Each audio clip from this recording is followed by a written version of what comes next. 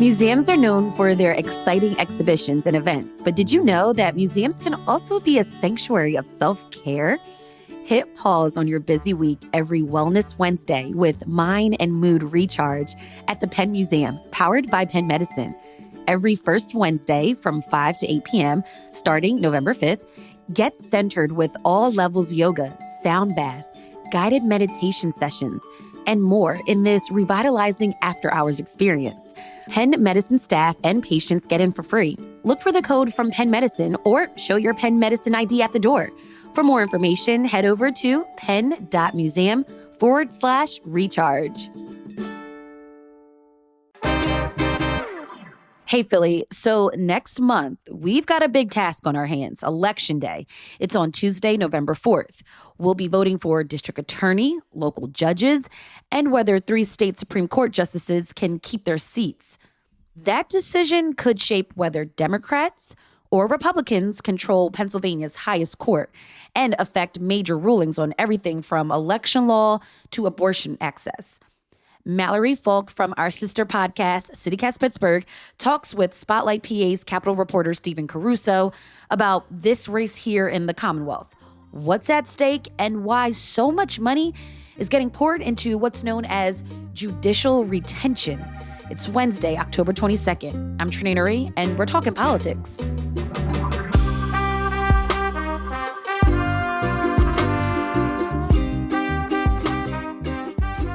Stephen Caruso, welcome back to CityCast. Thanks for having me. So let's start very basic here. What is the question that people will see on their ballots this November? What are they being asked? Voters are being asked a yes or no question. Should 3 Supreme Court justices get new 10-year terms on the Pennsylvania Supreme Court? There's a few other questions. There's a few other candidates, but that is what all the money is about. Should Kevin Dougherty, Christine Donahue, and David Wecht, who have all been on the court for 10 years, go for another, well, at least, 10 years, it's going to be 2 for Donahue. That's a separate matter, but that's the question. Yes or no. And you don't often get yes or no questions on your, ballot, which is, kind of new and different and exciting. Right. And Donahue, without going too far afield, she's going to hit retirement age before those 10 years are up. But this is about, can she at least start that next term? Yes. Hence my hesitation. Yes. And so all of these judges, they are Democrats.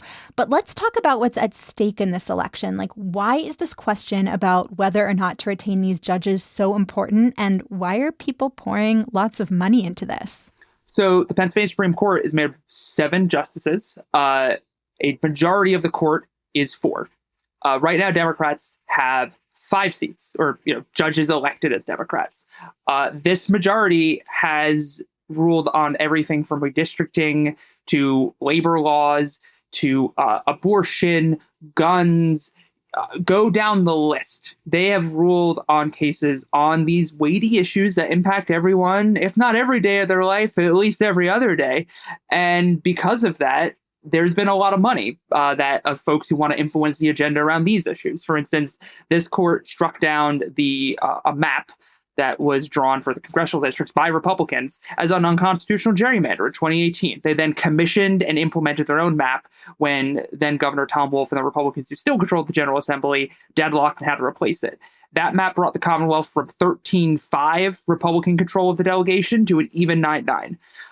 They backed up Governor Tom Wolf's rulings that closed businesses during COVID. They also have ruled that, they've started to open the door to the Pennsylvania Constitution protecting abortion rights as a fundamental right that we all would have as a right to bodily autonomy to an extent. So, these are important topics. So, big and small, all over the spectrum of issues, this court has consistently made rulings. And a lot of times, especially I think on some of the most politically thorny issues, they've sided with Democrats. And so Republicans are obviously not a fan of that. And they're putting a lot of money into trying to flip or at least defeat these 3 judges so that their seats will be up in 2 more years to potentially change that the way the court is structured ideologically. Right, because when these three were elected back in 2015, that flipped the composition of the court at the time, right? It was Republican controlled. Now it is Democrat controlled. And so essentially, if you vote yes to retain these judges, then you're voting yes to retain that Democratic control of the court. If you vote no, that's opening the door to flip back to Republican control. Yeah, and I think opening the door is the right way to put it as well, because here's the thing. These are, as we said, yes or no elections on these specific judges. If they lose retention, which has only happened once, but if they were to lose... Once in like the whole history of electing state Supreme Court judges? Once in the whole history of statewide judges going back to at least 1960. If it's before that, I mean, you got to be looking at some really dusty tomes to figure that out. And, I don't have that much time to go to libraries. But so it's very rare. It's very rare. And this is to say that, were any of these judges to lose retention, they would immediately be kicked off the court. But their seats would stay vacant. The court would still be handling, all the cases to come to it. And, there's, I think, legal questions about, well, what does it mean to go through a major election without, a full complement of justices? Could that lead to more deadlocks? Does that lead to, legal issues with the Commonwealth at large? And again, it wouldn't be on maybe a day-to-day basis, but on really big issues like that has raised some concerns. And then the other option would be that Governor Josh Shapiro and the Republican-controlled Senate agree on a replacement, but they are not able to agree to a budget. I think there's not a lot of hope that could happen. But all this to say, so that's what happens if a judge is kicked off. Then in 2027, you got to elect a new justice, and there's no guarantee Republicans will win that race. So Republicans' strategy here is banking on just can they at least kick some judges off and then reset the court in 2 years in the way by trying to run candidates and running an election that they can win. So let's get into the whole money piece of this, which you've kind of hinted at. Like, I have seen a pretty decent number of lawn signs about the race. There have been political mailers and TV ads. Democrats weaponized the courts against President Trump before. Now Pennsylvania's radical judges want 10 more years of unchecked power. We held big corporations accountable when they hurt working people. We protected access to abortion. And your right to vote. Even when the powerful came after it. It sounds like maybe this is kind of unusual to have this amount of money pouring into this ballot question. Is there more of a focus on it this year than there's been in years past? 100%. In February of this year, I had a longtime GOP operative tell me that he'd had this election circled on his calendar for a long time. That 2015 loss has stung because the Supreme Court, sets the agenda on many important issues that dictate the balance of power in the state. So, there's a lot on the line when it comes to redistricting, when it comes to election laws. Money is going to flow into this race. With that said, retention races have never attracted that much money. I think one of the most expensive was barely touching $1 million each, spent by both candidates directly with no outside spending. Now we've had at least one candidate who raised $1 million themselves, and there is what looks like millions of dollars more being spent. And why I say what looks like is a lot of this is coming through dark money nonprofits. These are groups that don't have as strict disclosure laws as your traditional PAC. They don't coordinate with the candidates themselves. They run their own messages, like there won't be an approved by XYZ, but they can still commentate on this election. They can still put out mailers, radio ads, digital ads, TV ads. And that means that, there's just been a lot of noise. And with the lack of disclosure that comes from Pennsylvania and federal law around this sort of spending, I can't tell you who or exactly how much is being spent. I can just point you to the ads and some information we can glean from the handful of public filings that exist.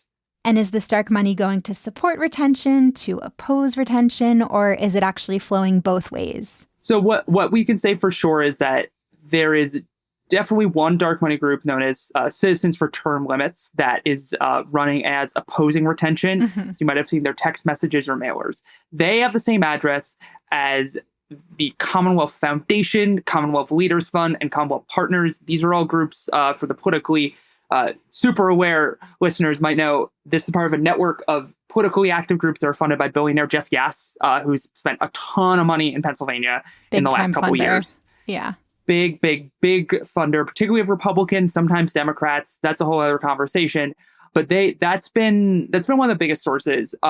Democrats have also, I've already seen ads from a group called Pennsylvania for Judicial Fairness. They are asking for yes votes. It is not a dark money group per se. They will file reports, but they take money from untraceable nonprofits and LLCs. They're able to. So like there's money in there that I can't tell you where it came from.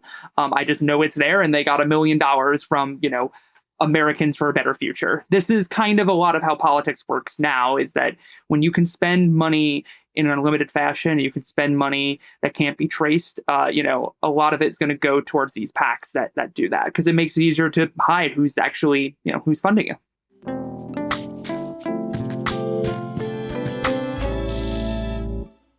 For people who do want to learn more about these judges, though, and their records, to decide for themselves whether they think, they do deserve another term, are there resources out there? Where should people look to learn more about them? And I think it is worth noting that the Pennsylvania Bar Association, which is a nonpartisan group, has recommended all three of them for new terms. Yes, the PA Bar has. The bar is a nonpartisan, as you noted, group that represents all lawyers. They do this for every judicial election. They say, they either highly recommend, or don't recommend. Most of the don't recommends I see are usually related to a candidate just not participating in the process, so there are occasionally exceptions. You can always take a look at those. Those are going to be really legalistic and dense, but they're still helpful. Otherwise, Spotlight PA has put together a tool that's tried to run down a lot of the decisions that these judges have made. Again, I would encourage every listener to, look through that tool, if only to look at all of the issues that they care about, from gun rights to COVID to abortion to elections to everything else under the sun. Like, these issues matter. The issues the court rules influence us. They influence our society around us. They influence who has the balance of power, and they set precedents that will be used by others. So it is worth digging into these questions. I think the best thing to do is just to try and read up on those decisions and decide, what you think. I mean, if you want to take it a step further, you will have people who tell you what matters more than looking at the results, is looking at the way they got there. But a starting point at bare minimum is knowing what are the cases these judges decide upon, and there's a lot there. Okay, so it sounds like Spotlight PA is a good resource to get you started. And then if you really want to dig into all of the legalese and the thought processes, you can take it from there. Yeah, I mean, it's fascinating stuff, but again, I'm paid, I think, to find it fascinating. But I also please, the beauty of being in a representative democracy is people get to decide, make their own decisions for themselves. What are kind of the big decisions that this court, whether it includes these three justices or not, what are some of the big decisions that they're going to be facing in the coming years, especially leading up to our next presidential election, which is wild to even start thinking about that now. But like you said, this court makes a lot of decisions related to redistricting, related to voting access. So what are some of the big things that they're going to be considering coming up here? Look, I think elections is a great place to start, just because our election law is a little bit of a mess. They made a ruling just recently that said that all counties have to, if they are going to disqualify a mail-in ballot for a flaw on it, such as somebody forgetting to sign it or putting a incorrect date on it, that they have to inform the voter and develop a process by which that voter can fix it. That's a ruling which has a result that I think a lot of people would support. It's also similar things were ruled upon in the past where the court didn't support that. I mean, in general, it just kind of continues to shine a spotlight on the fact that we have a poorly constructed election code at this point that's led to a lot of legal questions. The amount of times that we've covered lawsuits and been forced to, even in the last couple of weeks, pick apart the impact of a lawsuit on people's voting processes has been a big running theme of every year since Act 77, Pennsylvania's mail-in voting law. Mm-hmm. But other than that, I mean, I mentioned abortion. The main ruling this court has made on abortion wasn't on the merits of a case, but just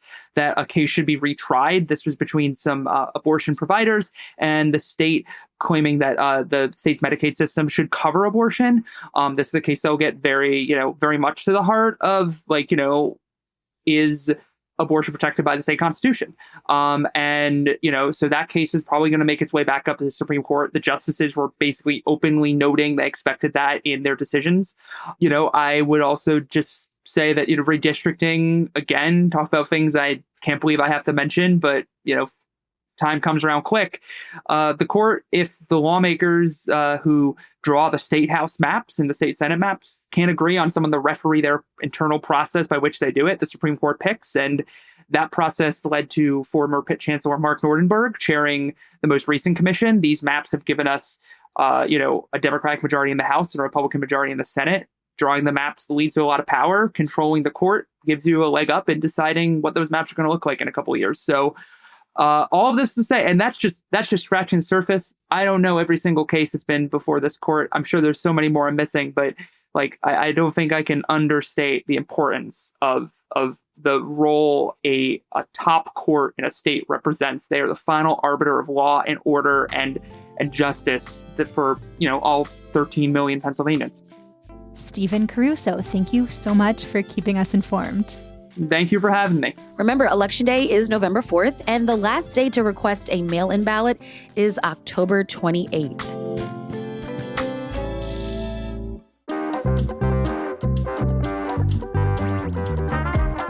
That is all for us here today on CityCast Philly.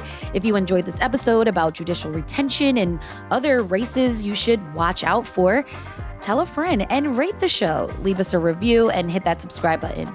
Be sure to sign up for our morning newsletter, Hey Philly, to learn more about what else Philly is talking about. And don't forget, you can support the show and get great perks by becoming a CityCast Philly neighbor at membership.citycast.fm. We'll be back tomorrow morning with more news from around the city. Bye.